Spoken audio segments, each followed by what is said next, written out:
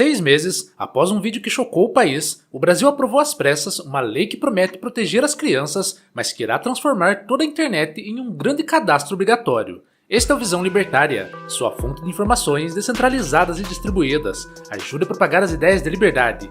Deixe o seu like e compartilhe com seus amigos. Um artigo seu pode virar vídeo aqui também, sabia? Este artigo foi sugerido por Soberania Bostileira das Galáxias, escrito por Sopa de Letrinhas, revisado e narrado por Gordinho Caipira. Há exatos 6 meses, um youtuber chamado Felipe Bressanin Pereira, mais conhecido pelo seu apelido Felca, publicou um vídeo que rapidamente acumulou mais de 50 milhões de visualizações. O conteúdo era perturbador e legítimo. Ele expunha a sexualização de crianças em redes sociais, a monetização de comportamentos adultos atribuídos a menores e o silêncio dos algoritmos que amplificavam tudo isso. O vídeo gerou indignação e, como toda boa crise moral no Brasil, virou combustível para um pacote legislativo que foi aprovado em velocidade recorde. Resultado: a Lei nº 15.211 de 2025, popularmente batizada de Lei Felca ou ECA Digital, entrou em vigor no dia 17 de março de 2026. Em 6 meses, o Congresso brasileiro fez o que levou décadas para fazer com o ECA original, com a Lei Maria da Penha ou com qualquer outra lei que exigisse debate sério e tempo de maturação. À primeira vista, o ECA Digital parece razoável. Ele proíbe a autodeclaração de idade como mecanismo de verificação, obriga plataformas a implementar controle parental, veda loot boxes para menores, proíbe publicidade direcionada a crianças e determina que contas de menores de 16 anos sejam vinculadas a um responsável legal.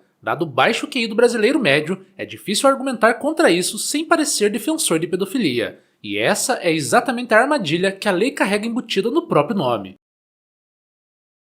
Mas preste atenção no que está embaixo dessas nobres intenções. A partir do dia 17 de março, qualquer forma de autodeclaração de idade, botão, campo ou checkbox está proibida como único mecanismo de verificação. Plataformas são obrigadas a implementar detecção facial com verificação biométrica para garantir titularidade. Em outras palavras, para jogar um jogo, acessar uma rede social ou qualquer serviço que a lei classifique como potencialmente inapropriado, você precisará fornecer seu CPF e possivelmente sua face a um banco de dados privado. Não só o menor, mas você, adulto, também. A lógica é simples. Como não dá para identificar o menor sem identificar todo mundo, a lei identifica todo mundo. O X já começou a exigir CPF, biometria facial, foto de documento ou dados de cartão de crédito para confirmar a identidade e a maioridade dos usuários brasileiros. Pergunta ingênua: quem protege os seus dados depois disso? A mesma LGPD que ninguém fiscaliza direito? O mesmo Estado cujos sistemas são rotineiramente invadidos? A ANPD foi fundada em 2019 para fiscalizar violações ao direito à privacidade dos brasileiros amparados pela LGPD. Agora é essa mesma agência que obrigará a coleta em massa de dados pessoais e biométricos pelas empresas de todos os usuários que usem serviços online. A agência criada para proteger a privacidade virou o maior risco à sua privacidade. E as punições para quem não cooperar com esse esquema de coleta forçada são multas que chegam a 10% do faturamento do grupo econômico ou até 50 milhões de reais por infração, além da possibilidade de suspensão temporária ou proibição total de operar no Brasil.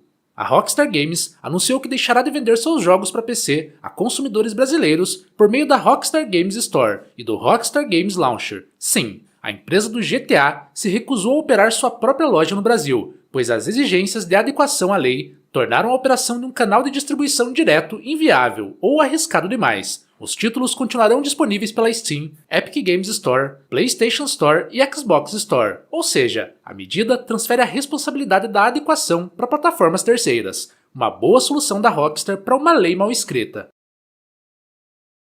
Mas nem tão boa é a situação do jogador profissional menor de idade que simplesmente não pode mais competir. A Riot Games suspendeu temporariamente o acesso de menores de 18 anos a League of Legends, Valorant e outros títulos, até que passem pelo novo processo de verificação de idade. Arthur Medina, talento revelação da Fúria no competitivo de LoL, se viu barrado do jogo que é a sua profissão. Com 16 anos, ele já pode votar para presidente da República, mas não pode jogar num jogo de habilidade, que é a sua fonte de renda e propósito de vida. Será que algum parlamentar consegue nos explicar isso sem nos fazer parecer trouxas? Mas a coisa fica ainda mais constrangedora para os autores da lei. Estima-se que 95% das distribuições Linux são mantidas por comunidades globais de voluntários e não possuem representação jurídica no Brasil. A lei, no entanto, exige que sistemas operacionais implementem verificação de idade e tenham um representante legal no país. O que acontece quando uma lei burocrática encontra um software que não tem dono, não tem CNPJ, não tem escritório e opera por princípio filosófico?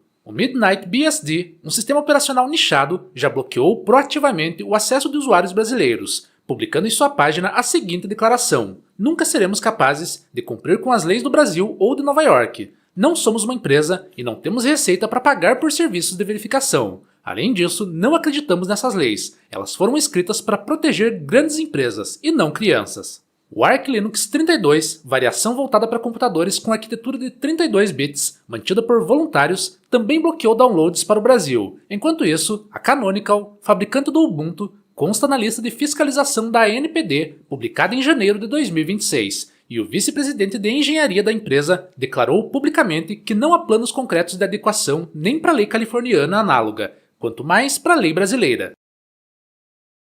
O Brasil pode, teoricamente, bloquear o Ubuntu. O sistema operacional, que roda boa parte dos servidores do governo federal, pode ser bloqueado pelo próprio governo federal, por não ter mecanismo de verificação de idade no instalador.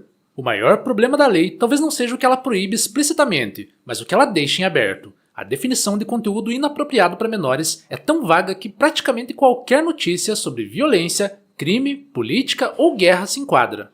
Qualquer veículo de imprensa online, em tese, está sujeito às novas obrigações, e há uma multa de 50 milhões de reais se não cumprir. Uma lei vaga é muito útil para quem governa, aplica-se quando convém, ignora-se quando não convém, e cria um estado permanente de insegurança jurídica que intimida sem precisar condenar. Os fabricantes do cloud, ChatGPT e Grok não possuem representantes legais no Brasil. Quando que serão bloqueados? A remoção de conteúdo abusivo após notificação, as empresas já fazem isso. Mal, é verdade, com toda a preguiça e descaso que grandes corporações dedicam a problemas que não afetam seu balanço, mas faziam. O que a lei entrega de novo nesse ponto é basicamente a formalização de uma obrigação que já existia no ECA de 1990 e na LGPD, só que agora com uma multa de 50 milhões de reais para intimidar as empresas.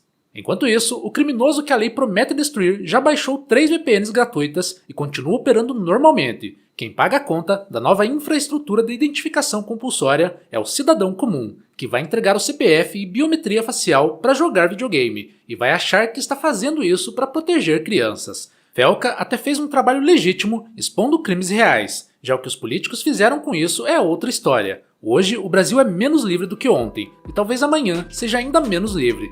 Cabe a nós rejeitarmos essa lei ilegítima e usarmos toda a tecnologia que existe ao nosso favor. Que venham as VPNs. Obrigado pela audiência. Este é um canal colaborativo. Participe você também. Cadastre-se agora mesmo no nosso site visãolibertaria.com e envie os seus artigos por lá. Os colaboradores recebem recompensas em Bitcoin.